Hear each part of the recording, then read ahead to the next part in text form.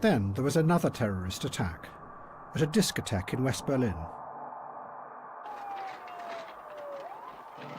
A bomb killed an American soldier and injured hundreds.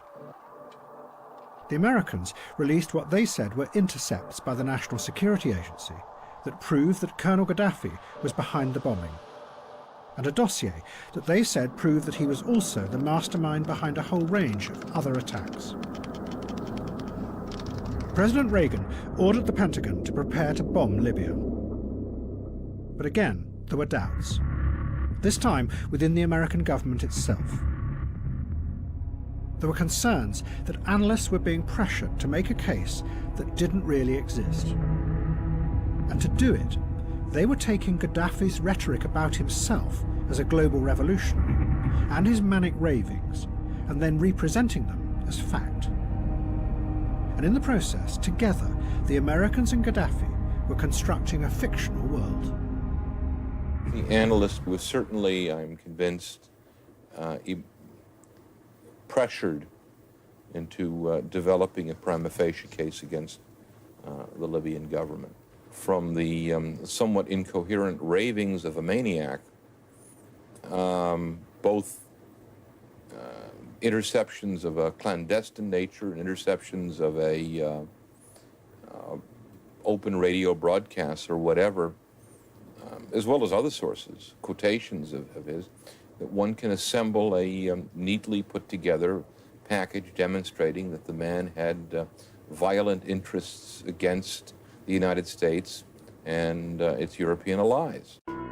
The European intelligence agencies told the Americans that they were wrong, that it was Syria that was behind the bombing, not Libya. But the Americans had decided to attack Libya because they couldn't face the dangerous consequences of attacking Syria.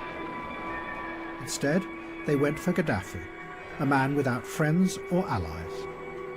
Libya were less downside consequences, if you will.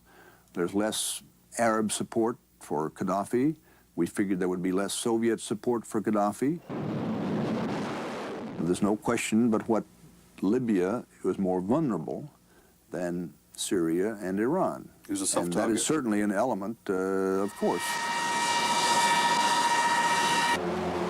In April 1986, the Americans attacked Libya. Their targets included Colonel Gaddafi's own house. Immediately after the attack, Gaddafi appeared in the ruins to describe what had happened. The family were asleep, and my wife was, that day, tied down to the bed because she had a slip disc. I tried to rescue the children, and the house started to collapse, as you can see, and the books started to burn. They concentrated on the children's room so that they would kill all the children. Our small adopted daughter was killed, and 2 of our children were injured. But yet again, Gaddafi might have been lying. Ever since then, there have been rumors that his adopted daughter actually survived.